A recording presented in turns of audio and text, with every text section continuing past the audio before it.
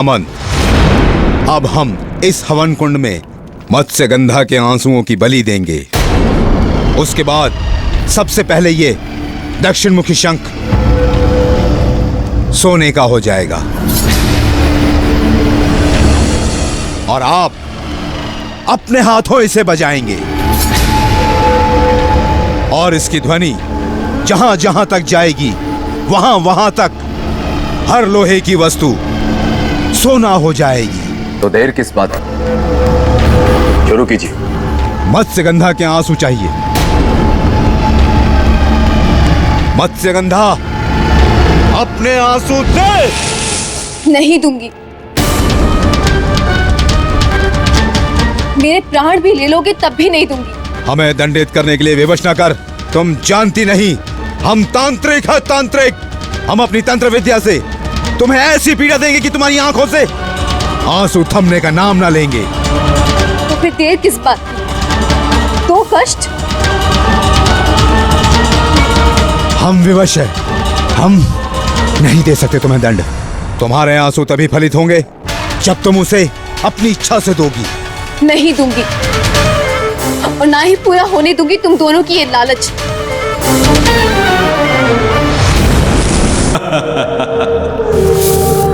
मत्स्यगंधा, मैंने तुझे बहुत भोजन दिया, परंतु अब उस भोजन के एक एक दाने का हिसाब लूंगा मैं। एक एक दाने का। तांत्रिक, आवाहन शुरू कीजिए। ओम स्वाहा। सामंत, सोने की लालच ने तुझे अंधा कर दिया है। मैं तुझे शाप देती हूँ कि तेरी ये लालच ऐसे फलेगी कि जिस भी जीवित प्राणी पर तेरी ये नजर पड़ेगी वो सोने में बदल जाएगी। मूर्ख! तुम हमारे यजमान को श्राप नहीं दे सकती। हम तुम्हें इसी हवन कुंड में भस्म कर देंगे।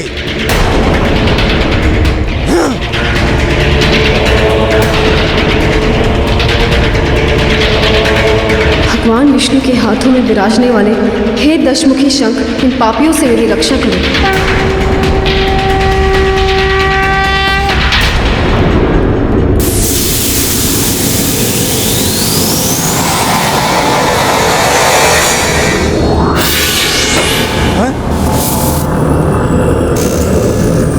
तांत्रिक, यदि मत्स्यगंधा का श्राप सत्य हो गया तो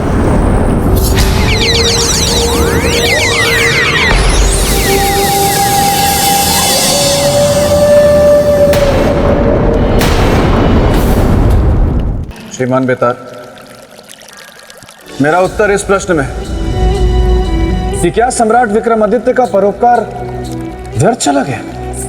और आप ही ने मुझसे कहा कि सम्राट विक्रमादित्य इस विश्व में किसी भी चुनौती से परास्त नहीं हो पाए, तो फिर वो इस चुनौती से कैसे पराजित हो सकते? राजन, जब आप मेरे मित्र की प्रशंसा करते हैं ना, तो आप मुझे बहुत अच्छे लगते हैं, परंतु जब आप मेरे मित्र के सिंहासन को प्राप्त करने की बात करते हैं तो आप मुझे एक हिंसक मतलब मुझे अच्छा नहीं लगता। इसीलिए मैं रक्षक बनकर इस सिंहासन की रक्षा करता हूँ, और अगर कोई इसे हथियाने की कोशिश करे तो मुझे क्रोध आ जाता है, और जब मुझे क्रोध आ जाता है तो मैं तिलमिला उठता हूँ, और मैं जब तिलमिला उठता हूँ तो मैं शेर का रूप ले लेता हूँ। श्रीमान बेताल, मैं तो कहता हूं कि आप सिर्फ शेर का रूप ही धारण नहीं कर लेते, बल्कि आप हृदय से भी बिल्कुल शेर की तरह निडर, शेर की तरह अडिग और शेर की तरह खूंखार भी। लेकिन श्रीमान बेताल, मुझे ऐसा क्यों लगता है कि जब भी सौंदर्य लेखा आती हैं आप कुछ डर से जाते हैं? मतलब वैसे तो आप शेर हैं, लेकिन जब वो आती है तो आप चूहे में परिवर्तित हो जाते हैं। कौन कहता है? कौन कहता है ये? वो तो स्त्री है ना, तो उसका सम्मान करता हूँ। स्त्रियों का सम्मान करना चाहिए, इसीलिए मैं भी कर देता हूँ। वरना डरती वो है मुझसे राजन। डरती है बहुत।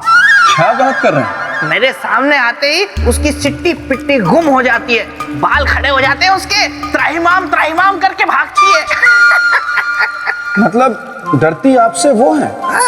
सच में? हाँ हाँ, क्या बात है श्रीमान बेताल। निसंदेह। मैं तो ये कहूंगा कि आप पुरुष जाति के लिए एक उदाहरण है, बिल्कुल सशक्त उदाहरण। अच्छा श्रीमान बेताल, वैसे तो सौंदर्य लेखा किष्किंधा पर्वत में जाप के लिए गई, लेकिन मान लीजिए कि यदि सौंदर्य लेखा इस समय ठीक आपके पीछे हो, तो आप क्या कहेंगे? क्या कहेंगे? मतलब शेर बने रहेंगे या फिर चूहे में परिवर्तित हो जाएंगे? राजन, आप बड़े मजाकिया हैं। पीछे क्या, वो अगर मेरे सामने होती तो सामने सामने बात होती, और अगर वो पीछे भी होती तो मैं पीछे घूमता और कहता। कहिए। क्या कहते हैं?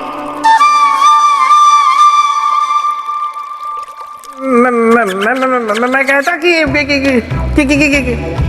कि सौंदर्य लेखा, मैं तो मजाक कर रहा था। अच्छा, श्रीमान बेताल, अरे श्रीमान बेताल, आप ठीक हैं? वैसे आपको देखकर मुझे इस बात का पूर्ण विश्वास हो गया कि सिर्फ मनुष्य नहीं, बेताल भी स्त्री के वश में ही रहते हैं। वैसे आप अभी ठीक तो हैं? मुझे क्या हुआ है? मैं बिल्कुल ठीक हूँ राज। ये जो कुछ भी आपने देखा, ये मेरा स्त्री के प्रति सम्मान था।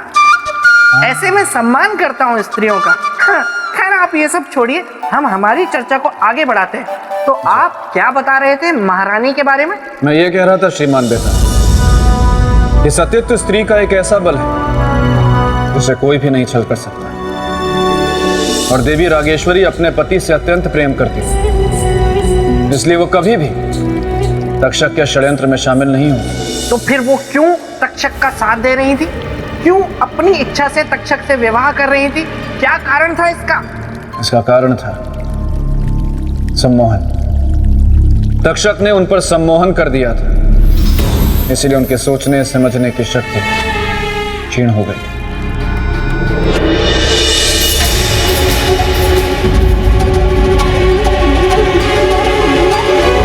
हमारा संदेश सही निकला। देवी रागेश्वरी पूरी तरह तक्षक की सम्मोहन में है, तभी तो बिना पलक झपकाए पत्थर की बूंद बनी है। अब आप दोनों को फेरों के लिए उठना पड़ेगा। ये 7 फेरे पूरे होते ही आप दोनों पूर्ण रूप से पति पत्नी हो जाएंगे। ये नहीं हो सकता। इससे पहले कि ये 7 फेरे पूरे हो, हमें देवी रागेश्वरी का सम्मोहन तोड़ना होगा।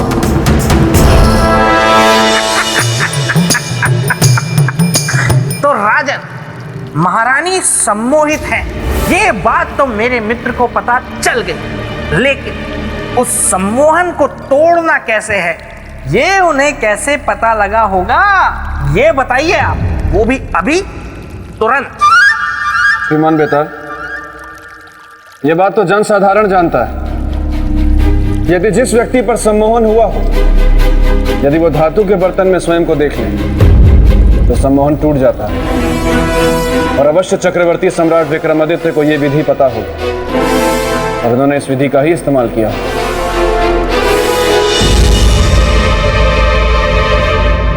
अब आप लोग फेरे लेने के लिए खड़े हो जाइए।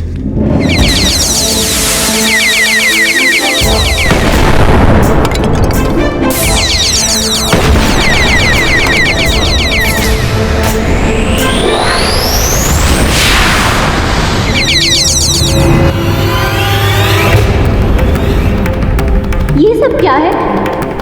मैं यहाँ कहाँ हूँ? क्या हो रहा है ये सब?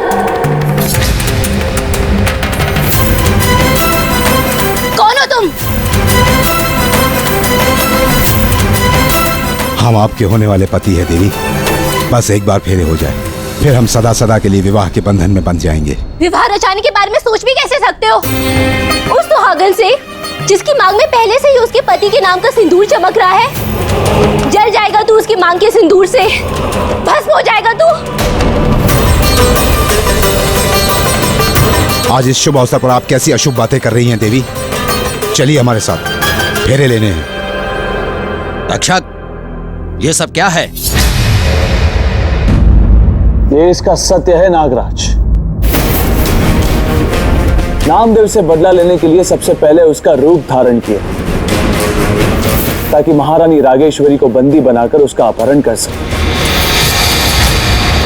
और फिर उसे सम्मोहित करके उससे विवाह करना चाहा। यही उसके छल का प्रमाण है। आपने नागलोक को कलंकित होने से बचा लिया सम्राट। आपका बहुत बहुत आभार।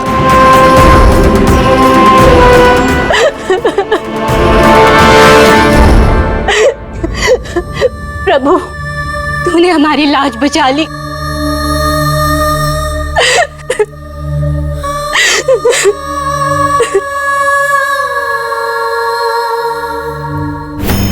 तक्षक, कहां जा रहे हो तक्षक? रुको तक्षक, रुक जाओ तक्षक, रुको तक्षक।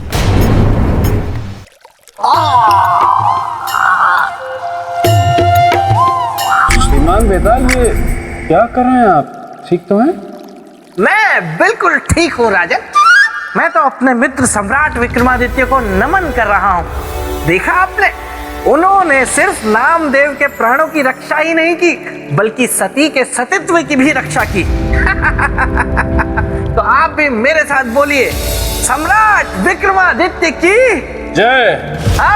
महाज्ञानी महाप्रतापी विक्रमादित्य की जय। मेरे परम मित्र की जय। उनके सिंहासन की जय। और अब मेरे साथ बोलिए, मुझे बोलिए, मुझे मुझे सिंहासन सिंहासन चाहिए? चाहिए। बिल्कुल नहीं। बोलिए। श्रीमान बेताल, आप प्रणाम कर रहे हैं सम्राट विक्रमादित्य को, लेकिन मैं प्रणाम करता हूं आपकी चतुराई को। आपसे अधिक चतुर मैंने आज तक किसी को देखा ही नहीं। ठीक है, आपका प्रणाम मैंने स्वीकार कर लिया। अब मुझे ये बताइए राजन, कि राम के कुल का वंशज होते हुए भी, इंद्रदेव का परम मित्र होते हुए भी तक्षक क्यों अधर्म के मार्ग पर चल पड़ा था? श्रीमान बेताल, कभी कभी मनुष्य के जीवन में एक ऐसी घटना घट जाती है जो उससे भूले नहीं भूलती, और ऐसी घटना मनुष्य के भीतर एक गांठ बन जाती है। और ऐसी ही एक घटना कारण थी तक्षक के अधर्म के मार्ग पर चलने की। महाभारत काल में जब पांडवों के लाक्षागृह में आग लग गई थी, तब उस आग के कारण पूरा जंगल जल उठा था। उस जंगल के जीव जंतुओं के साथ साथ उसमें तक्षक की मां की भी मृत्यु हो गई, और उसकी मां की इसी मृत्यु ने उसे मनुष्यों का घोर विरोधी बना दिया था। ज्ञान तो है आप में। धन्यवाद। परंतु मेरे जितना नहीं है राजन। देखिए, पाप का घड़ा एक न एक दिन भरता है और फूटता भी है। उसी तरह तक्षक के पापों का घड़ा भर चुका था। तक्षक, तुमने घोर अपराध किया है। तुम दंड के भागी हो। नागराज, तक्षक का अपराध क्षमा के योग्य नहीं है। महारानी रागेश्वरी के साथ इसने छल किया है। सम्राट विक्रमादित्य, आपका न्याय तीनों लोकों में सर्वश्रेष्ठ है, इसलिए इस विश्वासघाती का न्याय भी आप ही करें। तो ये तुच्छ मानव करेगा तक्षक का न्याय, जो इस तक्षक के सामने एक कण के बराबर भी नहीं है। विक्रमादित्य, तुम मरने के लिए तैयार हो जा। कौन मरेगा और कौन मारेगा तक्षक, ये समय पे छोड़ता हूं। जा, छोड़ दिया निर्णय समय पर। आ, युद्ध कर मुझसे। यदि तुझे न्याय प्रिय है तो कर स्वीकार चुनौती। पाप के अंत के लिए इस पापी की चुनौती भी स्वीकार है। तो ठीक है, आजा मेरे मौत के अखाड़े में। आ, आ, आ।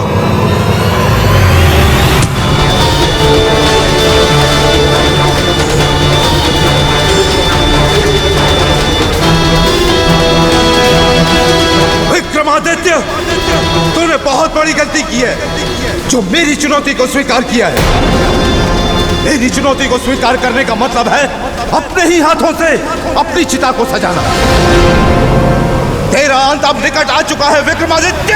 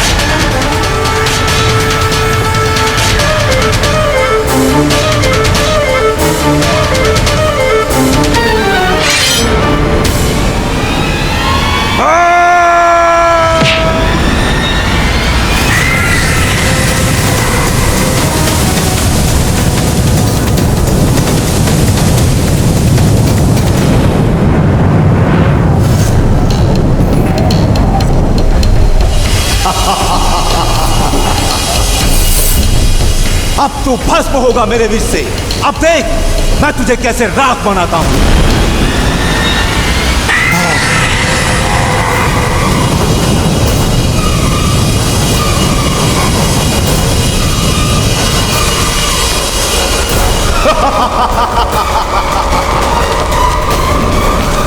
तू तक्षक को दंडित करने चला था, उस तक्षक को जो मनुष्यों का साक्षात काल है। विक्रमादित्य के साथ साथ पूरी मनुष्य जाति भी यह सुन ले कि तक्षक को कोई भी दंडित नहीं कर सकता है, कोई भी नहीं और कभी भी नहीं।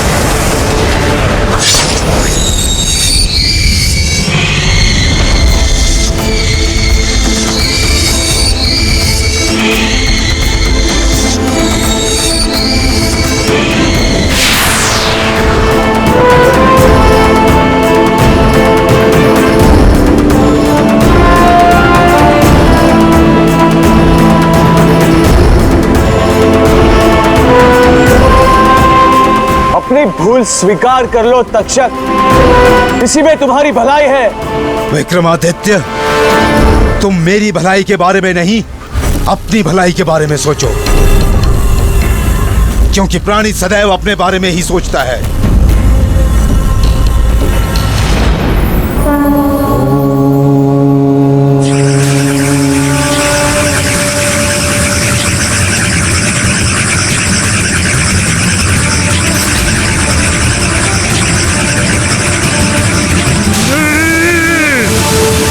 ऐसा नहीं हो सकता। मुझे कोई मानव कभी पराजित नहीं कर सकता। तुम्हारी इस पराजय का मूल कारण तुम्हारा पाप है तक्षक, क्योंकि तुम्हारे पाप का घड़ा भर चुका है।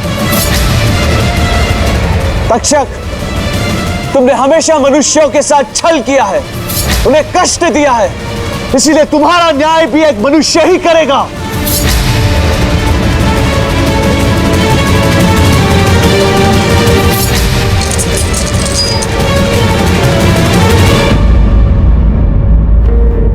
न जाने कहां होगी महारानी, किस अवस्था में होगी।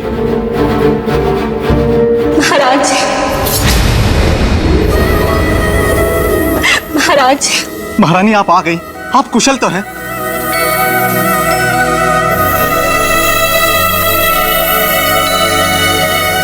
सम्राट, आप शुभ समय पर आए। देखिए देखिए, महारानी आ गई। नहीं महाराज, हम स्वयं नहीं आए, सम्राट विक्रमादित्य हमें लाए हैं। महाराज, यदि ये ना होते तो हम आपके पास वापस कभी ना लौट पाते।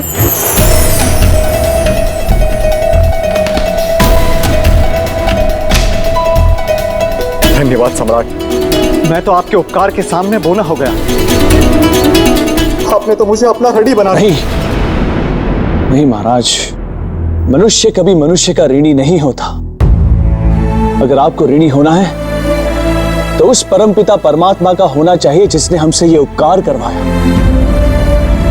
आपके इस धूमिल संसार को हरा भरा बनाने के लिए हमारा सहयोग किया और इस कर्तव्य का पालन करने की शक्ति दी हमें। किंतु ये सब हुआ कैसे? किसने किया ये सब?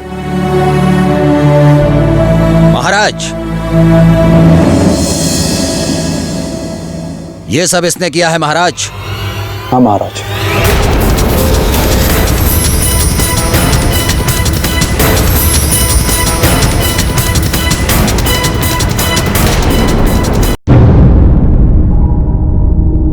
ये सब इसने किया है महाराज, इस तक्षक नाग ने। तक्षक नाग ने? हाँ महाराज। मुझे क्षमा कर दीजिए महाराज, मैं प्रतिशोध में अंधा हो गया था। तक्षक, तू क्षमा के योग्य नहीं है। फिर भी यदि क्षमा मांगना चाहता है तो उस अंगरक्षक से मांग जिसे हमने तेरे कारण मृत्यु दंड दे दिया था। उसकी अंधी मां से मांग जिसके घर का सहारा छिन जाता। सम्राट, हमें नामदेव और उसकी मां को ढूंढने जाना होगा। नहीं महाराज, इसकी कोई आवश्यकता नहीं, वो यहां आते ही होंगे। आपने उन्हें संदेश? वो आ गए महाराज। मैं जान गया, तुम निर्मल हो, निर्दोष हो। सारा कसूर इस तक्षक नाग का है। मुझे क्षमा कर दो अंगरक्षक, मैं दोबारा ऐसी गलती कभी नहीं करूंगा। तक्षक, यदि सच में तुम्हारे मन में यह भाव जागा है तो यह प्रायश्चित की निशानी है। तुम नागराज के साथ पुनः नागलोक वापस लौट जाओ और अपने कर्मों का प्रायश्चित करो। धन्यवाद नागराज, हमारी सहायता के लिए बहुत बहुत धन्यवाद। नहीं सम्राट नहीं, ये तो हमारा कर्तव्य है। चलो। नामदेव, एक प्रार्थना है, यदि स्वीकार कर लोगे तो समझूंगा तुमने मुझे प्रायश्चित करने का अवसर दे दिया। आप महाराज आदेश कीजिए। नामदेव, विश्वास पात्रता की कोई कीमत, कोई इनाम नहीं होता, परंतु उपहार स्वरूप हम चाहते हैं तुम अपनी मां के साथ हमारे पास रहो। जो आज्ञा महाराज। सम्राट विक्रमादित्य, मैं आपका हृदय से आभारी हूं। आपने मेरी पत्नी के साथ साथ मुझे भी अन्याय करने से बचा लिया।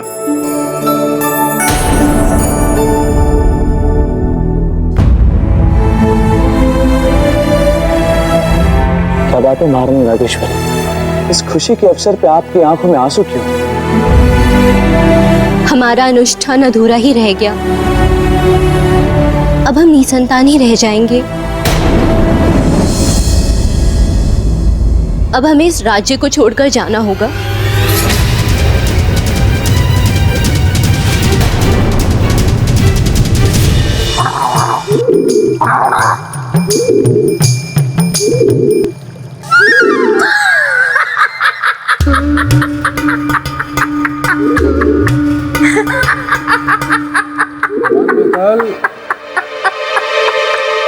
चौंकिए मत राजन, मुझे पशु पक्षियों की ठीक है भाषाएं भी आती है। मैं इनसे बात कर सकता हूँ। वाह श्रीमान बेताल वाह, आपकी महिमा देखकर दिन प्रतिदिन मेरे हृदय में आपका स्थान और ऊंचा होता जा रहा है। आप महान हैं। वो तो मैं हूं ही, लेकिन राजन क्या आप जानना नहीं चाहेंगे कि मैंने इस कबूतर से क्या कहा और फिर इसने मुझसे ऐसा क्या कह दिया कि मुझे इतनी जोर से हंसी आ गई? अवश्य जानना चाहूंगा। तो सुनिए, मैंने इस कबूतर से कहा कि कबूतर जरा मुझे बताओ कि क्या मेरे मित्र के सिंहासन पर राजा भोज बैठने योग्य है कि नहीं? तो पता है इसने क्या कहा? क्या कहा? इसने मुझसे कहा कि श्रीमान बेताल, ये तो आप वैसा ही प्रश्न कर रहे हैं कि जैसे आप पूछ रहे हो कि क्या एक छोटी सी डिबिया में बड़ा सा हाथी फैलकर सो सकता है या नहीं। देखा राजन, मतलब इस कबूतर ने भी कह दिया कि आप मेरे मित्र के सिंहासन के लायक नहीं। श्रीमान बेताल, मैं आगे की कथा सुनना चाहूंगा। मुझे पता था आप यही कहेंगे, हट करेंगे, मानेंगे नहीं। सुनिए आगे की कथा।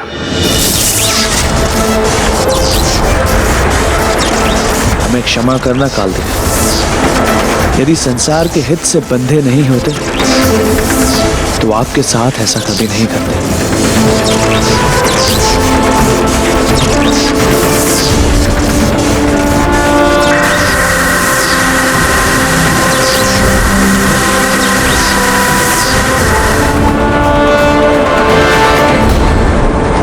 अब आप मुक्त हो, आप अपने लोक वापस जा सकते हैं कालदेव।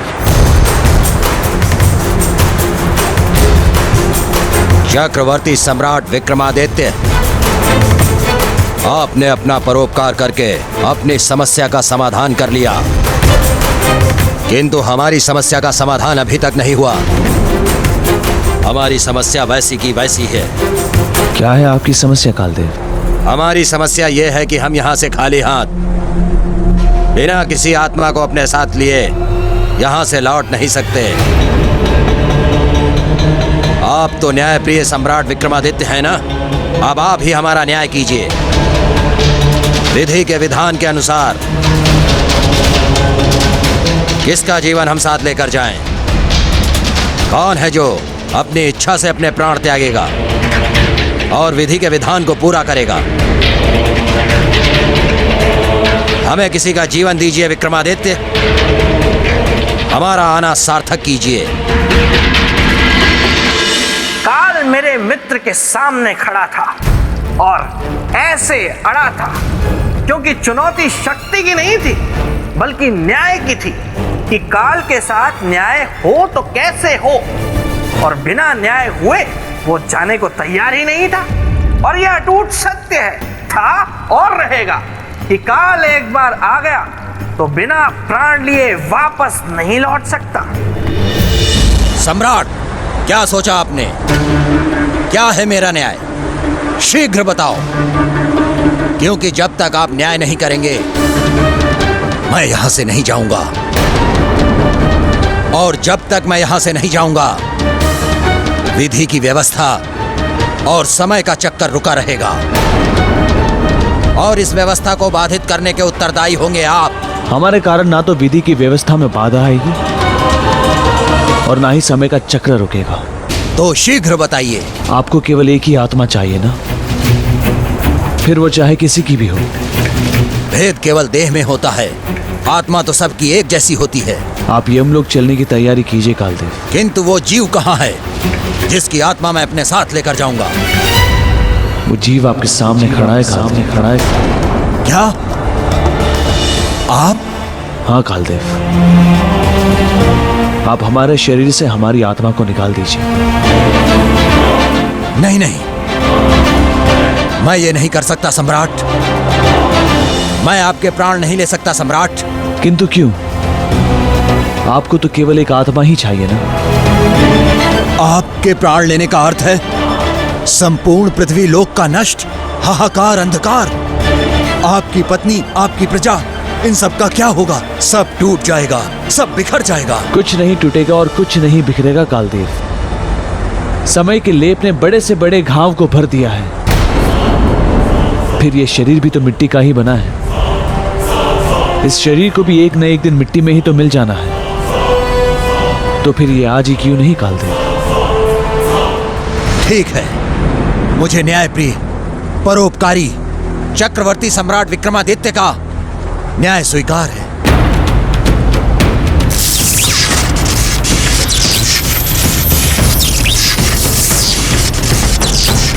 सम्राट, मुझे आपकी एक और अनुमति चाहिए। आदेश दीजिए।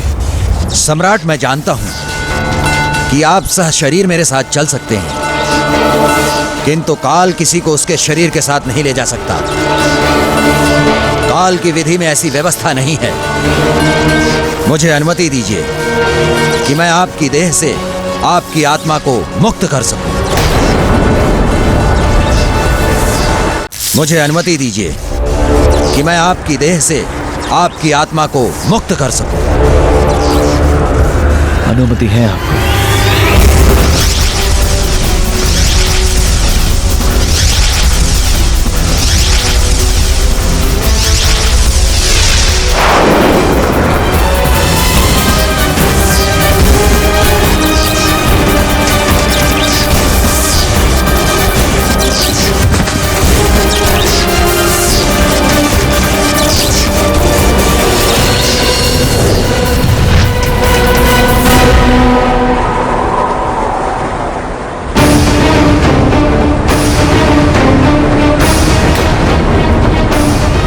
सम्राट विक्रमादित्य, धरती लोक की आपकी यात्रा समाप्त हुई।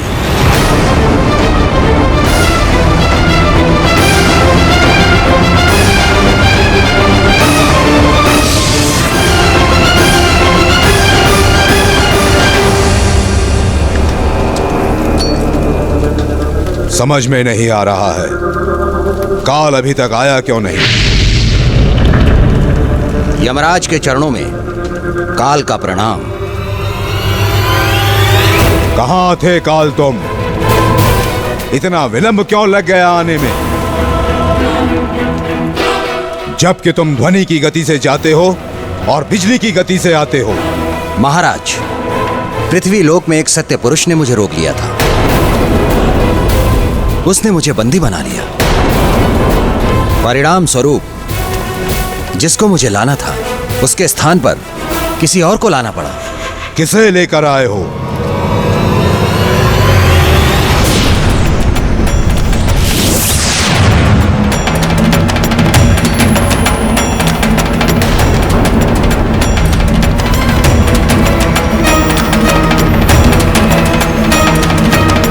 चक्रवर्ती सम्राट विक्रमादित्य को लेकर आए हो? क्यों क्यों क्यों? महाराज, इन्होंने ही तो मुझे रोका था और समय पर उस जीव के पास पहुंचने नहीं दिया, और वो भी उसके परोपकार के लिए। इन्होंने मुझे रोककर जीव की रक्षा की है। ऐसी परिस्थिति में मैं क्या करता महाराज? तो ले आया इन्हें।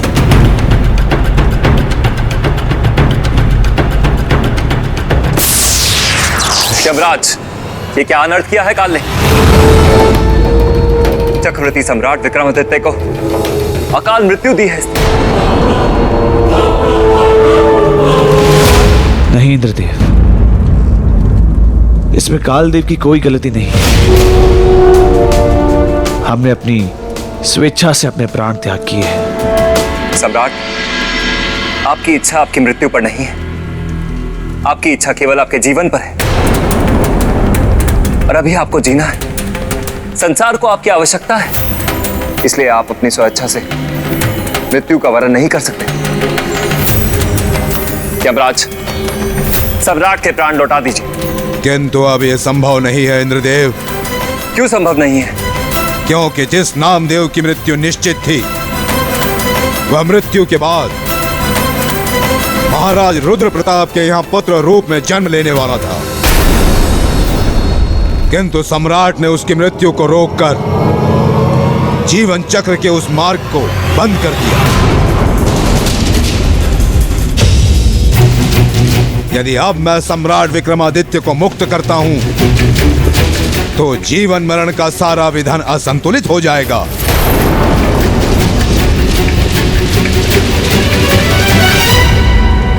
उस भूल, इस असंतुलन को सुधारने का कोई उपाय? एक उपाय है, एक उपाय है। वह क्या? यदि सम्राट विक्रमादित्य राजा रुद्र प्रताप के जीवन में अपने कर्म पुण्य से संतान की व्यवस्था कर दें। यदि सम्राट ने ऐसा किया तो आप इन्हें इनके प्राण लौटा देंगे? अवश्य। ठीक है, तो लौटा दीजिए इन्हें इनके प्राण। बस केवल एक सप्ताह के लिए लौटाऊंगा इनका जीवन। उसी एक सप्ताह में इन्हें राजा रुद्र प्रताप के यहाँ संतान की व्यवस्था करनी होगी। यमराज, सम्राट विक्रमादित्य बहुत ही प्रतापी सम्राट है, वे अवश्य सफल होंगे। किंतु सफल इन्हें निर्धारित समय के भीतर होना होगा इंद्रदेव। यदि एक सप्ताह के भीतर संतान की व्यवस्था कर देंगे तो जीवन और मरण का चक्र तो बचेगा ही, साथ ही इनका जीवन भी समाप्त होने से बच जाएगा। अन्यथा इनकी मृत्यु को कोई टाल नहीं पाएगा।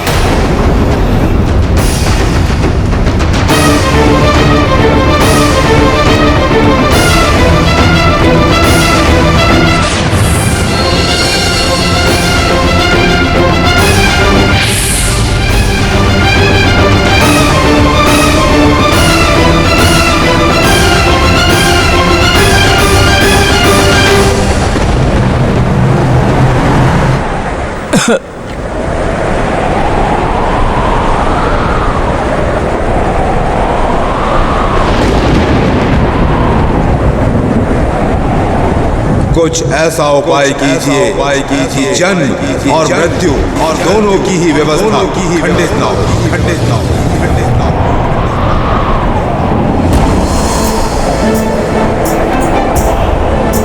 अब इस कार्य में विधाता ब्रह्मदेव ही हमारी सहायता कर सकते हैं। ओम ब्रह्मदेवाय नमः। ओम ब्रह्मदेवाय नमः। ओम ब्रह्मदेवाय नमः।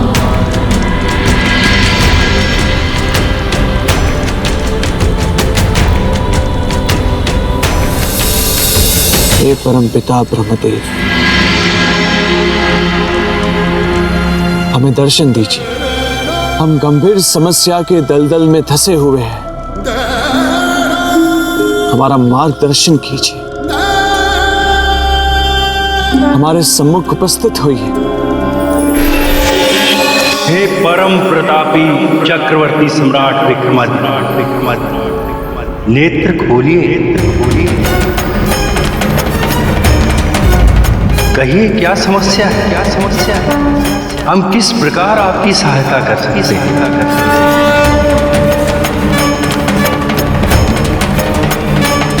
ब्रह्मदेव, हम जिस संकट में घिरे हुए हैं उस संकट से उभरने का मार्ग बताइए। हम तो अपनी जान देकर भी उबर नहीं पाए। तो आप ही एक सहारा है विधाता। बताइए, बताइए क्या संकट, क्या संकट? संकट है नामदेव नामक व्यक्ति की जीवन की रक्षा करके महाराज रुद्र प्रताप और महारानी रागेश्वरी की संतान प्राप्ति का मार्ग बंद कर देना। हम उनके संतान प्राप्ति का मार्ग जानना चाहते हैं ब्रह्मदेव। मार्ग तो है सम्राट, किंतु सरल नहीं है, सरल नहीं है। इसका पथिक अकेला नहीं होता। आप मार्ग बताइए ब्रह्मदेव। मार्ग को सरल बनाना व्यक्ति के हाथों में होता है। वो है संतान दान का मार्ग। यदि कोई अपने भाग्य की संतान उस दंपत्ति को दान कर दे तो उनके यहाँ संतान का जन्म हो सकता। किंतु कोई और क्यों? हम अपनी संतान दान कर देंगे उन्हें। अब हमारी संतान उन्हें दे दीजिए ब्रह्मदेव। इसके लिए आपको अपनी पत्नी से सहमति लेनी है। हम अपनी पत्नी को जानते हैं ब्रह्मदेव, वो मना नहीं करेगी। फिर भी वो एक स्त्री है और स्त्री को संतान का मोह अधिक होता है। हम उन्हें मना लेंगे ब्रह्मदेव। और ये भी जान लीजिए कि आपके भाग्य में केवल एक ही संतान है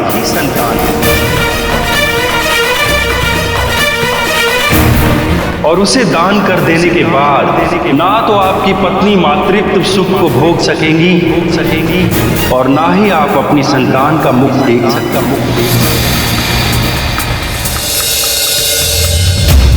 अभी निर्णय आपको करना है।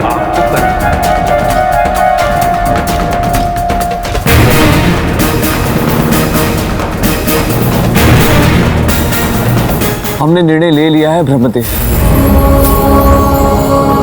यदि हमारे परोपकार से किसी का जीवन सुखमय होता है तो हमें वो परोपकार कर देना चाहिए। आप हमारे भाग्य की संतान उन्हें दे दीजिए ब्रह्मदेव।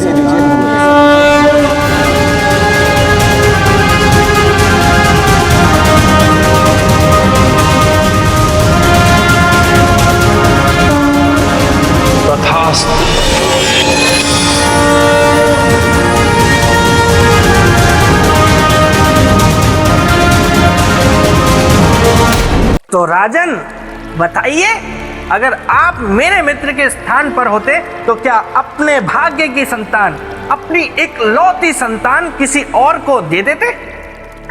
बताइए उत्तर दीजिए राजन। अच्छा ऐसा कीजिए, वो वहां दूर वृक्ष देख रहे हैं, उसकी उस डाल को मैं छू कर वापस आऊंगा और उसके ऊपर लगे पुष्प को चूम कर वापस आऊंगा। तब तक आपको उत्तर देना है, ठीक है?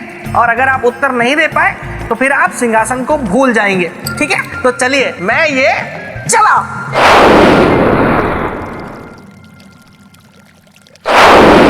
उत्तर दीजिए राजन। ये क्या श्रीमान बेटा, आपने तो मुझसे कहा था कि आप उस वृक्ष पे उस पुष्प को चूम कर आएंगे, पर आप तो वहां गए नहीं। राजन मैंने आपसे कहा था कि मुझ में कई ऐसी शक्तियां हैं जिनका समय आने पर आपको पता चल जाएगा। तो ये भी मेरी एक शक्ति है कि मैं कब वृक्ष तक पहुंचा, कब डाल छुई, कब पुष्प चूमा, कब वापस आ गया, आप कुछ भी नहीं देख पाए, क्योंकि मैं पल भर में कहीं भी जा सकता हूं और पल भर में कहीं से भी आ सकता हूं। नहीं श्रीमान बेटा, जब तक मैं आपको प्रत्यक्ष रूप से उस पुष्प को चूमते हुए नहीं देख लेता तब तक मैं नहीं मानूंगा। आप जाइए उस पुष्प को चूम कर आइए, मैं प्रतीक्षा कर रहा हूं। मुझे पता था राजन कि आप मानेंगे नहीं, हट करेंगे। छोड़िए, खैर जाने दीजिए, आप आगे की कथा सुन लीजिए, क्योंकि आपकी असली परीक्षा अभी बाकी है। और वैसे ही मेरे मित्र विक्रमादित्य की भी असली परीक्षा बाकी थी, क्योंकि अपने निर्णय के बारे में उन्होंने महारानी को अब तक नहीं बताया था।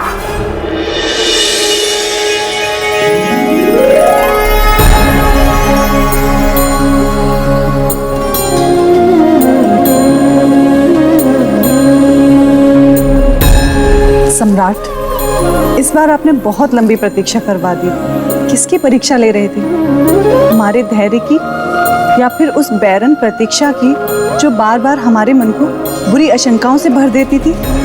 महारानी चित्रलेखा, जब तक आप हमारी सांसों में हैं, हमें एक खरोच भी नहीं आ सकती।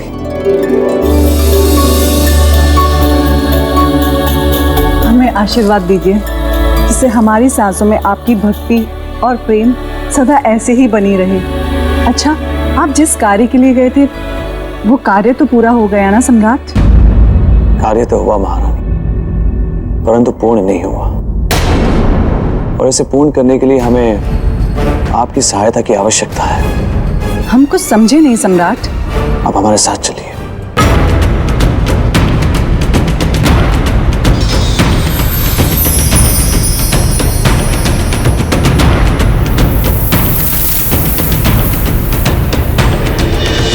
सारी समस्या में से केवल एक समस्या अनसुलझी रह गई। कौन सी समस्या सम्राट? पुत्र प्राप्ति के लिए महारानी रागेश्वरी ने व्रत रखा था, उनका वो व्रत अधूरा रह गया, मात्र सुख से वंचित हो गई। ये तो सचमुच बहुत बुरी बात है कि वो एक स्त्री की संपूर्णता से वंचित रह गई। किंतु आप दुखी ना हो सम्राट, क्योंकि संतान का पाना या ना पाना ये तो भाग्य की बात है, और फिर आप किसी के भाग्य को तो नहीं बदल सकते ना सम्राट। सही कह रही है, हम अकेले नहीं कर सकते, परंतु हम मिलकर एक मत होकर अवश्य कर सकते हैं महारानी। परंतु कैसे सम्राट? यदि हम अपने भाग्य की संतान उन्हें दान कर दें,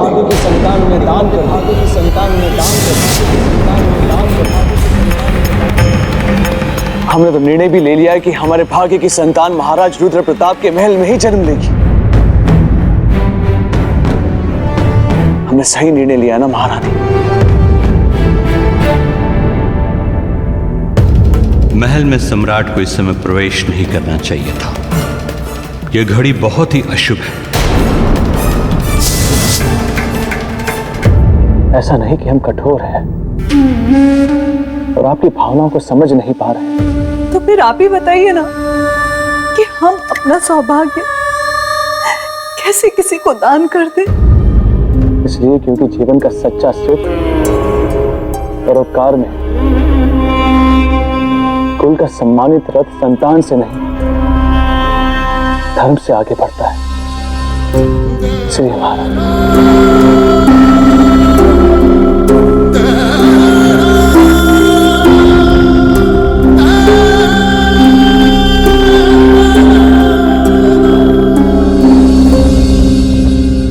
आपका मुंह फेर लेना यह संकेत देता है कि आप हमारी बात से सहमत नहीं हैं।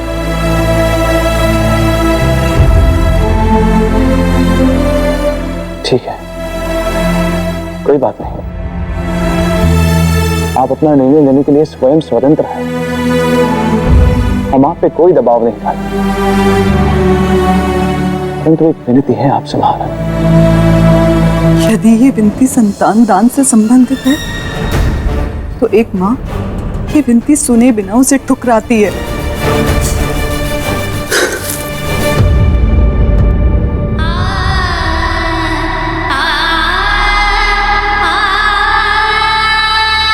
हे महादेव, कि आपने हमें किस धर्म संकट में डाल दिया है। एक और पत्नी धर्म, दूसरी तरफ स्त्री धर्म, और तीसरी तरफ मातृ धर्म।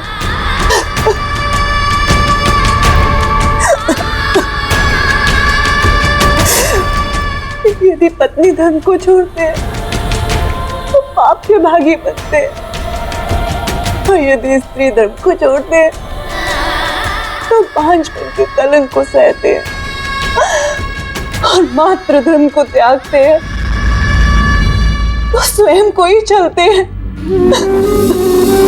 हे महादेव, ये कैसी विडंबना है? कोई दिशा दिखाइए, हम क्या करें?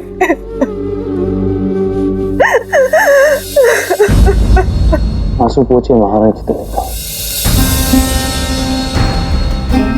आपकी आंखों में आंसू अच्छे नहीं लगते।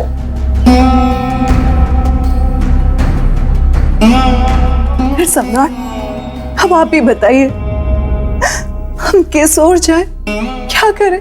किसी और नहीं, आप वहीं रहे, अपने निर्णय की उसी धुरी पर जिस पर आप हैं। संतान दान करने का संकल्प हमारा है, आप चिंतित ना हो। परंतु निर्णय लेने से पहले हम आपको कुछ दिखाना चाहते हैं। आपको हमारे साथ चलना होगा।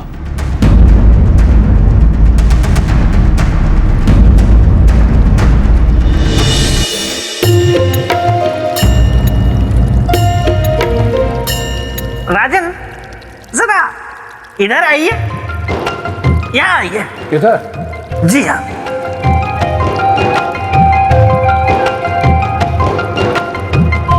सिंहासन के बीच में खड़े हो जाइए।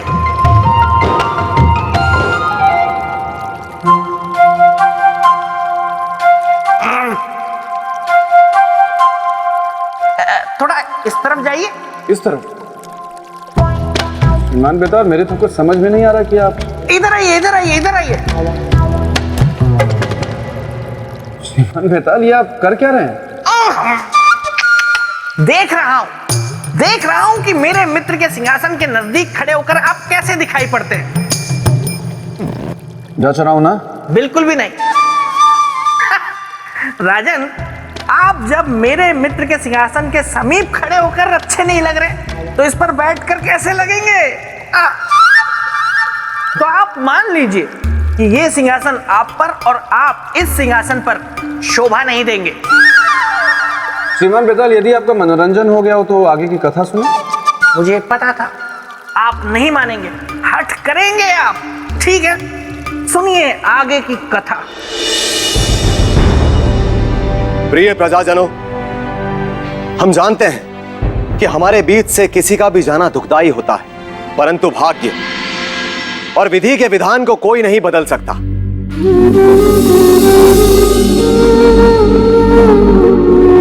और हमारे भाग्य की लेख यह कहती है कि अब हमें आपसे सदा सदा के लिए विदा लेने का समय आ गया है।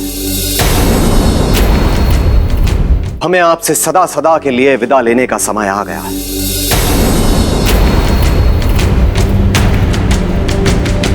हे धर्मसभा के ऋषियों, हमने यह विचार कर लिया है कि अब इस पापमय जीवन को जीने का हमें कोई अधिकार नहीं। इसलिए आज रात्रि के शुभ पहर में हम दोनों ने जल समाधि लेने का निर्णय किया। नहीं महाराज, नहीं, आप ऐसा निर्णय नहीं ले सकते। आप हमें अनाथ करके नहीं जा सकते महाराज। हम आपको अपने से दूर नहीं जाने देंगे महाराज। हाँ, नहीं जाने देंगे महाराज को। शांत शांत। भक्तजनों, स्नेह का बंधन मत डालिए इनके पैरों में, जाने दीजिए इन्हें।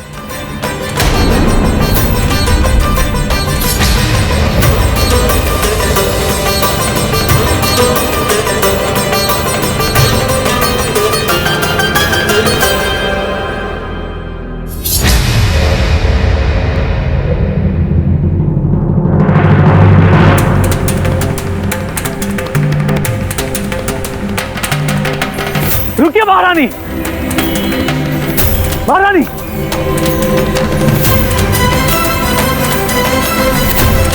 कहाँ जा रही है?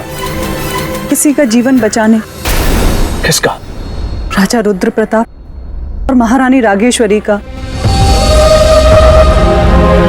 उनका दुख हमसे देखा नहीं गया।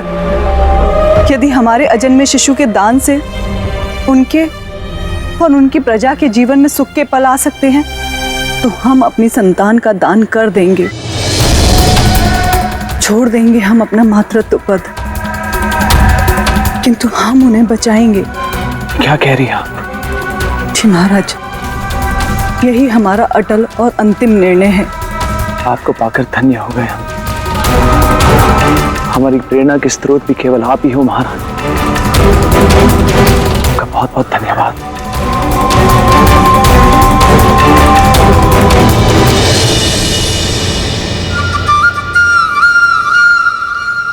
क्या हुआ राजन, किन विचारों में खो गए आप? सोच रहा हूं कि महारानी चित्रलेखा ने कितना बड़ा त्याग किया था। एक पल जिस त्याग का उन्होंने घोर विरोध किया था, तो दूसरे ही पल किसी का दुख देखकर उस त्याग को करने को तुरंत तैयार हो गए। मेरे मित्र सम्राट विक्रमादित्य थे ही इतने सौभाग्यशाली जो उन्हें ऐसी पत्नी मिली थी।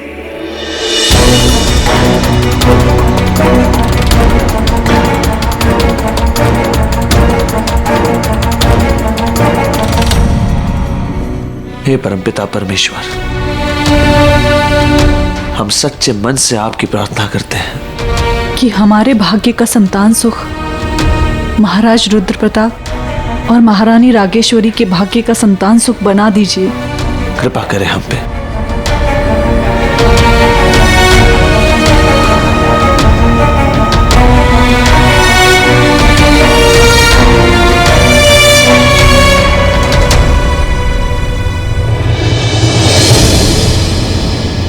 अब हमें आज्ञा दीजिए।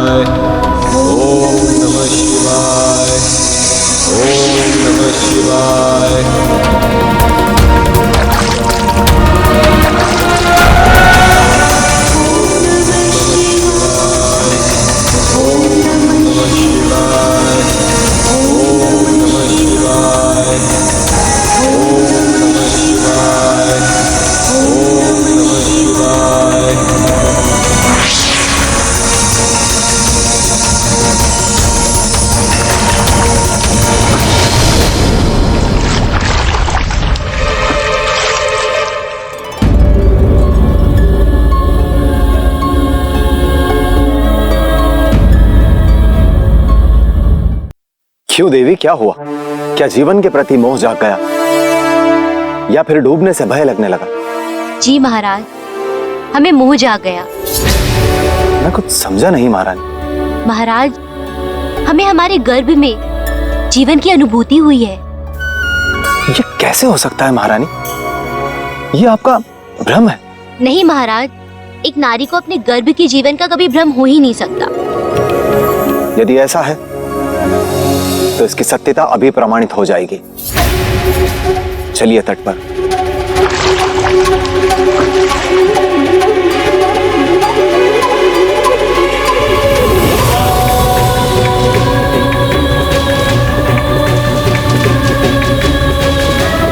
ऋषिवर, महारानी अभी अभी भ्रम का शिकार हुई है। तनिक इनकी नाड़ी तो देखिए।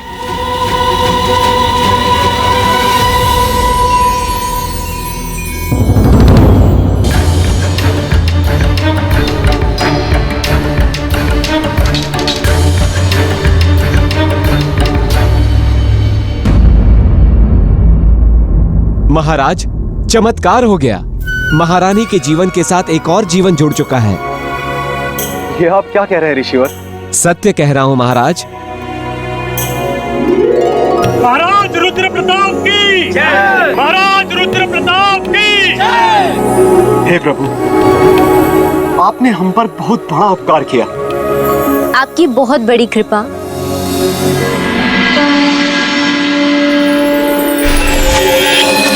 राजन, ये उपकार प्रभु का नहीं अपितु परोपकारी सम्राट विक्रमादित्य का है।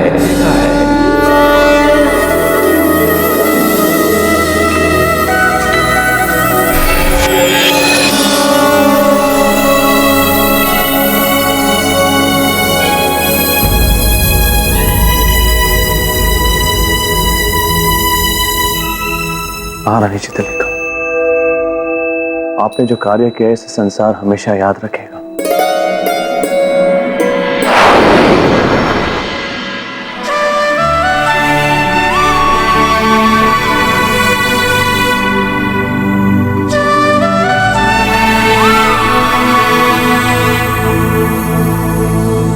इंद्रदेव,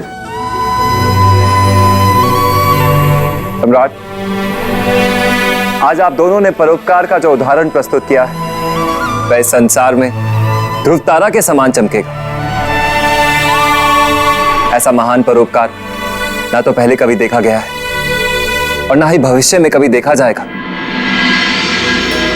सच में सम्राट, इस धरती पर आप धर्म के सच्चे प्रतिनिधि हैं। आज पहली बार काल को किसी के परोपकार ने पराजित किया है। सचमुच आप धन्य हैं। विधि के विधान को व्यवस्थित रखने के लिए जो भूमिका आपने निभाई है, उसके लिए हम सब आपके आभारी हैं। आभार स्वरूप हम आपका लिया हुआ जीवन आपको वापस करते हैं।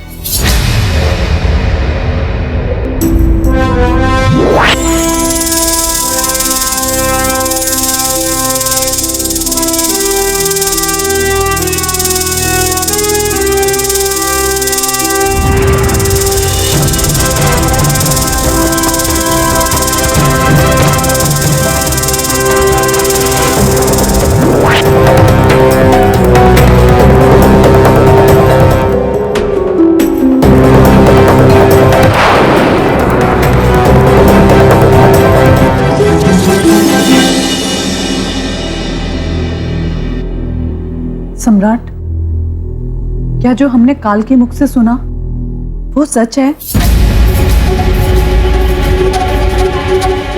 हाँ दीदी। आपने हमसे इतनी बड़ी बात छुपाई। यदि आज हम परोपकार नहीं करते तो हम तो अपना सब कुछ खो बैठते। आपने हमसे ये सच क्यों छुपाया? क्यों नहीं बताई आपने हमें ये बात? वो इसलिए क्योंकि हम चाहते थे कि इस दान का निर्णय आप अपनी स्वेच्छा और परोपकार के भाव से करें, ना कि हमारे कहने या हमारे दबाव से। और आपने हमारी मन की बात भी सुन ली महाराज। परोपकार की शक्ति से परिचित करवाने के लिए आपका बहुत बहुत धन्यवाद सम्राट। सच्चे मन से किया गया परोपकार कभी व्यर्थ नहीं होता महाराज।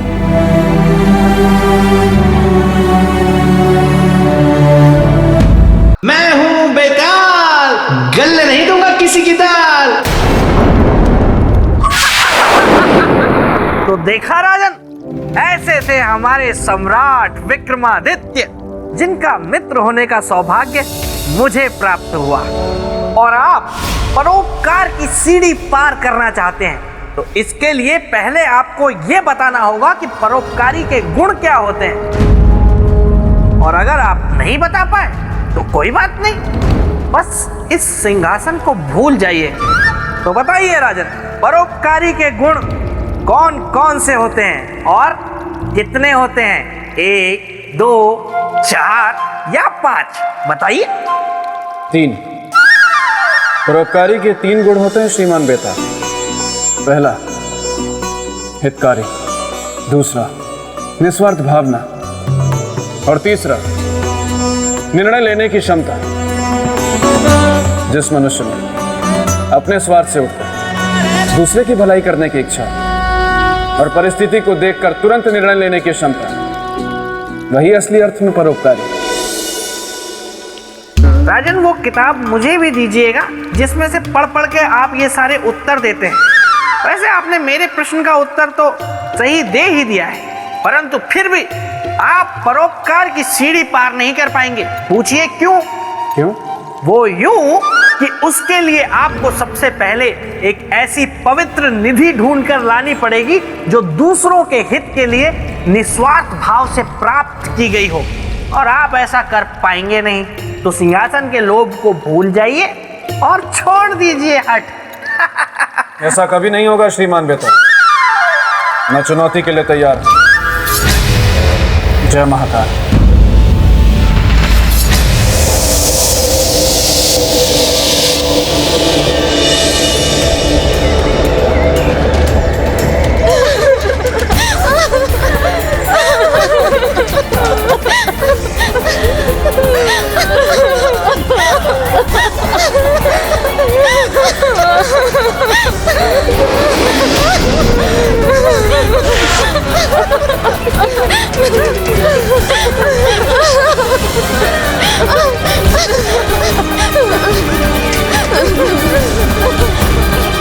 इस घने जंगल में एक साथ कई स्त्रियों के रोने की आवाज, क्या दुख हो सकता है इन्हें?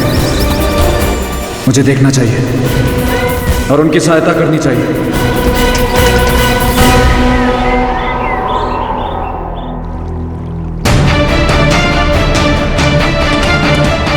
यहां तो कोई भी नहीं है, जबकि रोने की आवाज तो यहीं कहीं से आ रही थी। इतनी जल्दी कोई कहां जा सकता है?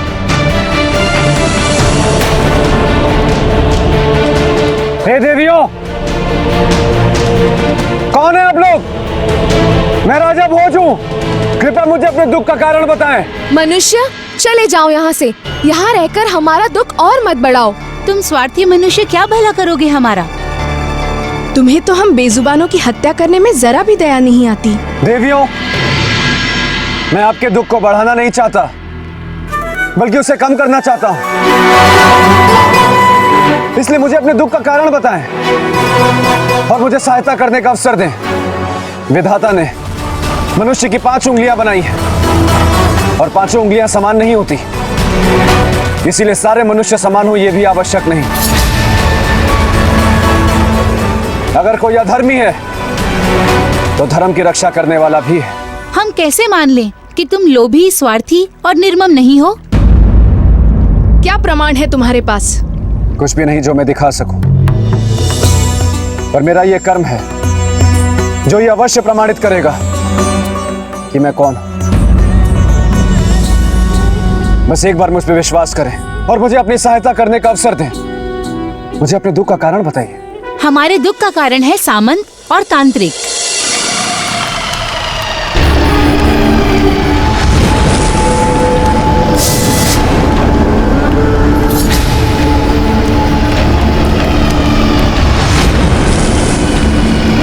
ऐसा क्या किया उन्होंने देवियों? उन्होंने हमारी राजकुमारी मत्स्यगंधा को बंदी बना लिया। और बंदी बनाने का कारण? लोभ। लोभ? किस बात का? उनकी आंसुओं की आहुति का। उससे क्या लाभ होगा? सामंत, अब हम इस हवन कुंड में मत्स्यगंधा के आंसुओं की बलि देंगे। उसके बाद सबसे पहले ये दक्षिण मुखी शंख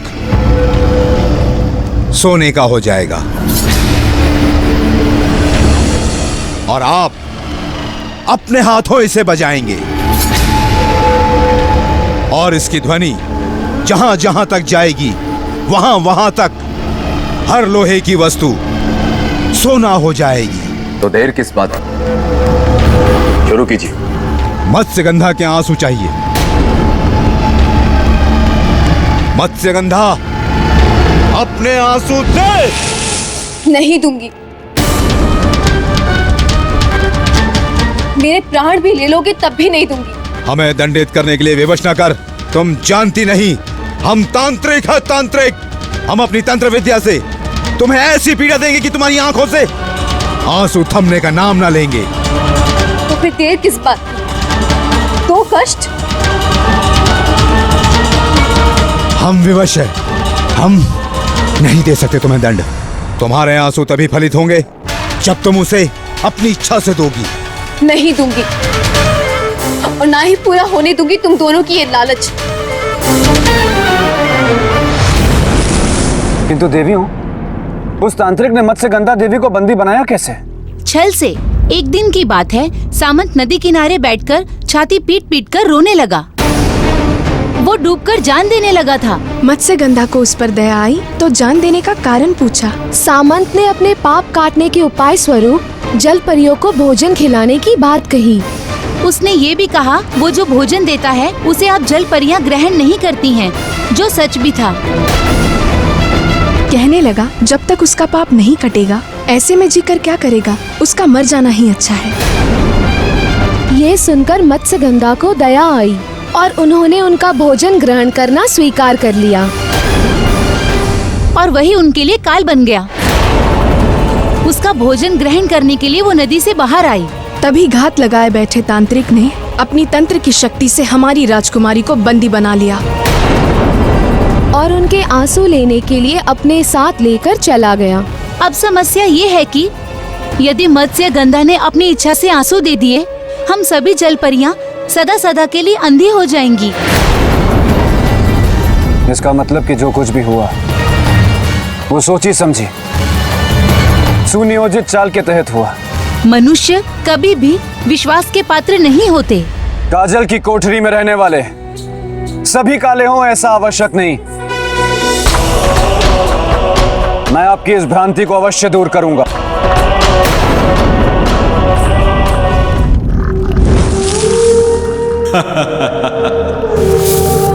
मत्स्यगंधा, मैंने तुझे बहुत भोजन दिया, परंतु अब उस भोजन के एक एक दाने का हिसाब लूंगा मैं, एक एक दाने का। तांत्रिक, आवाहन शुरू कीजिए। ओम स्वाहा। सामंत, सोने की लालच ने तुझे अंधा कर दिया है। मैं तुझे शाप देती हूँ कि तेरी ये लालच ऐसे फलेगी कि जिस भी जीवित प्राणी पर तेरी ये नजर पड़ेगी वो सोने में बदल जाएगी। और तुम हमारे यजमान को श्राप नहीं दे सकती। हम तुम्हें इसी हवन कुंड में भस्म कर देंगे।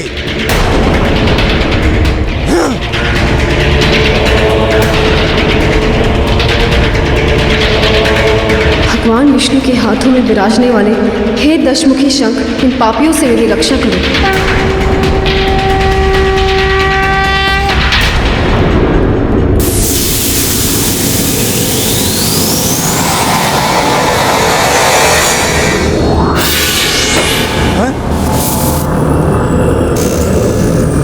तांत्रिक, यदि मत्स्यगंधा का श्राप सत्य हो गया तो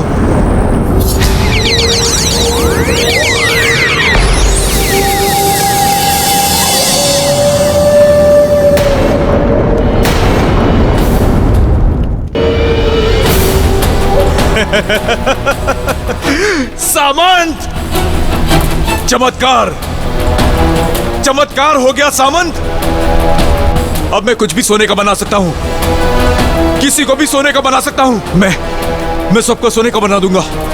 मैं जहां भी देखूंगा सोना बनेगा, सोना बनेगा, हर तरफ सोना ही सोना। सामंत, देवी मत्स्यगंधा को कुछ भी नहीं होगा। मैं आप सबको वचन देता हूं कि मैं उन्हें वापस लेकर आऊंगा, सुरक्षित और सकुशल। आपके इस वचन के पीछे का स्वार्थ क्या है?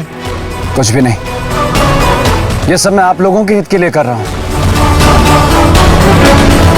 मुझ पर विश्वास रखें और मुझे आज्ञा दें।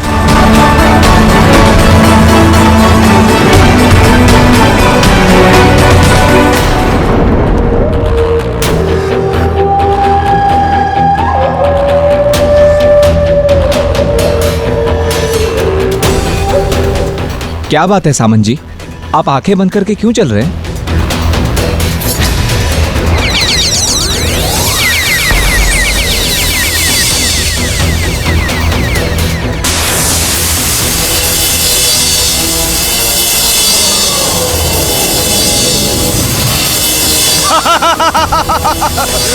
मैं स्वर्ण लोक बसाऊंगा, स्वर्ण लोक का स्वामी बनूंगा। मैं जिसे भी देखूंगा वो सोने का बन जाएगा।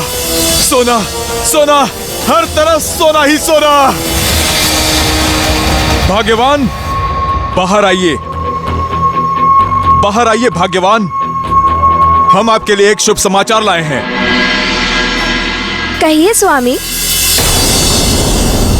अरे, इसे क्या हुआ? मैंने वरदान पा लिया। मत्स्यगंधा ने मुझे वरदान दे दिया। कैसा वरदान? कि मैं किसी भी जीवित वस्तु को देखूंगा तो वो सोने में बदल जाएगी।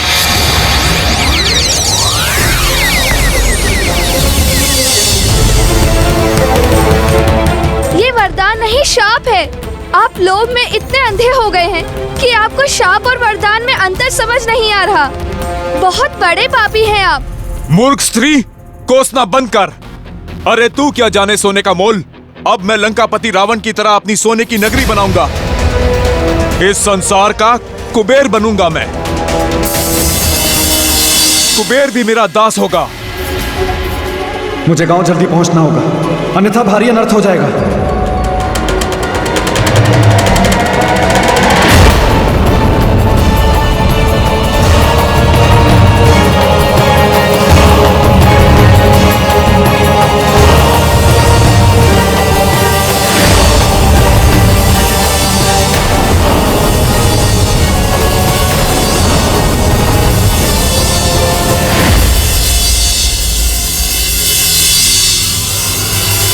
देवी, ये सब क्या है?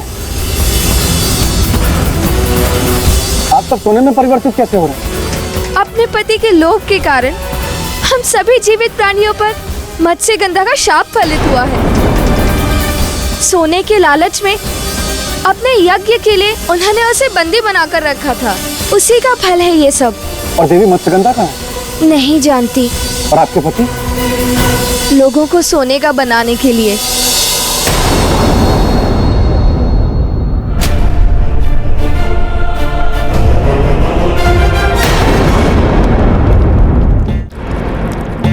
मैं हूं बेताल, गलने नहीं दूंगा किसी की दाल। जाकर देखता हूं कि राजा भोज अब क्या तिकड़म भिड़ाएंगे और कैसे खिचड़ी पकाएंगे, क्योंकि ये परीक्षा बहुत ही कठिन परीक्षा है।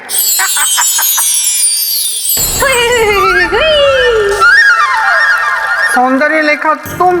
हाँ मेरी बेताल, मैं सुर और तुम ताल। देखो देखो सौंदर्य लेखा, इस समय ना मैं बहुत ही आवश्यक कार्य से कहीं जा रहा हूँ। लेकिन मैं तो अभी हुआ आई, तो तुम चल दिए? नहीं, मैं चल दिया था तब तुम आई। एक ही तो बात हुई। नहीं, एक बात नहीं है। देखो मेरी बात सुनो। तुम मेरी बात सुनो बेताल, मैं तुम्हें ऐसे नहीं जाने दूंगी। ये देखो, तुम्हारे लिए प्रेम अंगोछा हुलाई, इसे तुम्हें पहना के ही रहूंगी। अब देखो सौंदर्य लेखा, मैं ये प्रेम अंगोछा पहनूंगा, लेकिन जब तक उस पेड़ से सोने का आम नहीं गिरता ना जमीन पर, तब तक मैं ये प्रेम अंगोछा नहीं पहन सकता। सोने का आम कहाँ है? वो वहाँ। वो तो आम का पेड़ है ही नहीं बेताल। हाँ, आम का पेड़ नहीं है, लेकिन उस पेड़ से सोने का आम जमीन पर गिरता है। और अगर तुम्हें देखना है ना, तो एक टुक वहां पर देखना पड़ेगा, बिना अपनी पलकें झपकाए, और मुड़कर तो बिल्कुल भी मत देखना, वरना तुम सोने का आम जमीन पे गिरते हुए नहीं देख पाओगी। ठीक है? बिल्कुल मौन धारण करके वहीं देखती रहो। ध्यान लगाओ सौंदर्य लेखा, ध्यान लगाओ, आम गिरेगा।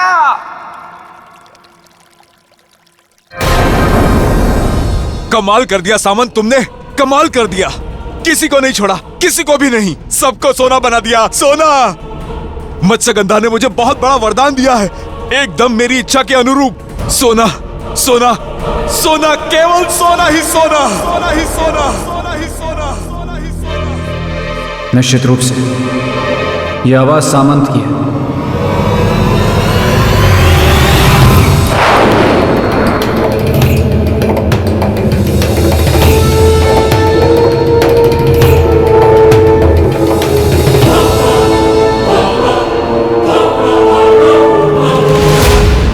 मेरी आंखों में वो शक्ति है कि जिसे देखूं वो सोना बन जाए। संसार वालों, अपनी कुशलता चाहते हो तो मुझसे बच के रहना, अन्यथा अपने जीवन से हाथ धो बैठोगे। सबको सोने का बना दूंगा, सबको। किंतु सामंत, तुम सोने के नहीं हो, तुम एक इंसान हो जो मिट्टी का होता है। तुम में भी जीवन है, और जीवन का अर्थ होता है भूख, प्यास, सर्दी, गर्मी, जो सोने से नहीं मिटती, सोने से नहीं बुझती।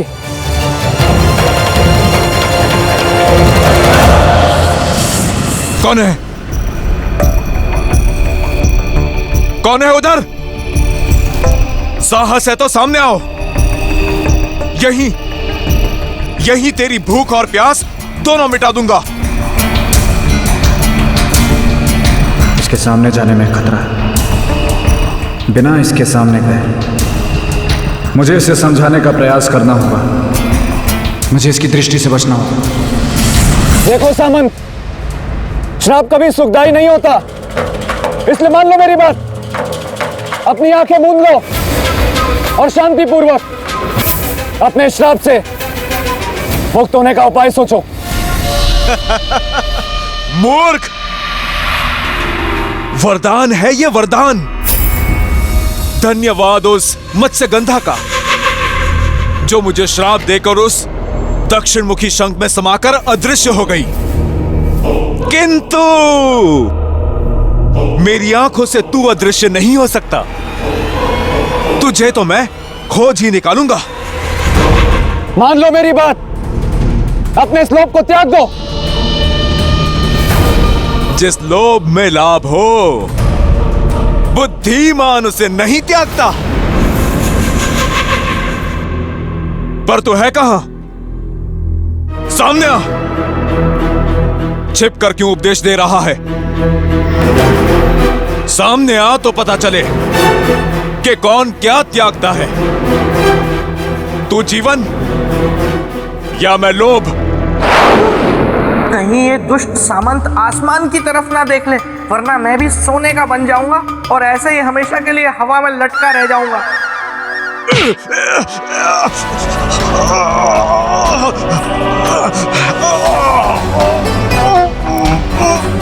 अपने इस लोभ को त्याग दो सामंत, त्याग दो। छोड़ मुझे, छोड़। मैं तुझे अभी सोने का बनाता हूं। छोड़ दे मुझे।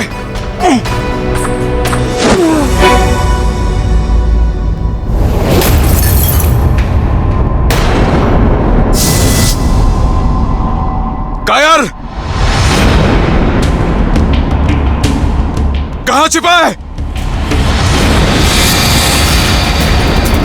सामने आ, सामने आ। कहां छिप गया?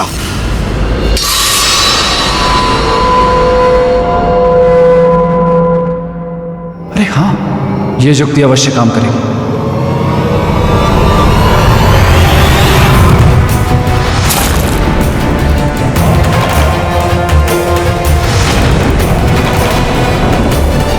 अब तू भी बनेगा सोने का।